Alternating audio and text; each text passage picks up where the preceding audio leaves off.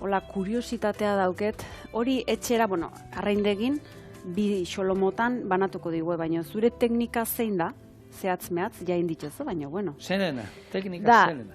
ezurretik labana beti esatezu ez, arraiek behar dula, ez dula zigzag behar, baizik eta... Gu hostelaitza eskolan hasi ginen azten zara, hola aztea. Bai, hoi da. Ez. Eta holan, emate jesu, oskada pilat.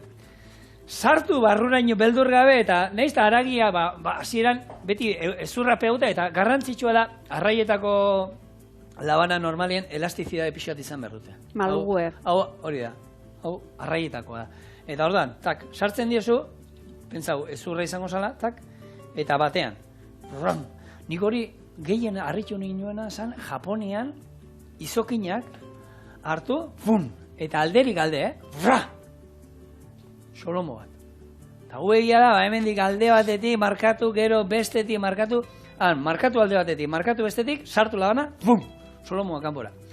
Egia izokinan ezurrak ere biunagoa direla, eta errexagoa dela. Baina, bueno, ze trebezia, eta berdelak, ni berdelak harrapatzen ez da ikin izun zaten, ni aitzakin eta lagun bat zeukan, ez da inuriz izan. Lekeitxizon edo, aspaldi, nik ze izango nituen, 14 urte ero lan.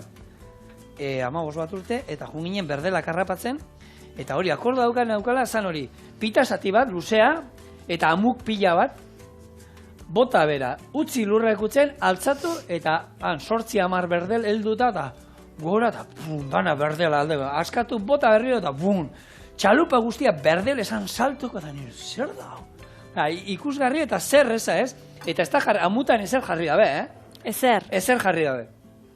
Osa, hemen, bagizu, denboraldia nola da, lehenko antxoak etortzen dira, antxoan atzetik berdelak etortzen dira, antxoa jatik jura, eta berdelan atzetik zeintzu etortzen da, baina egaluzea eta etorriko dira, ez?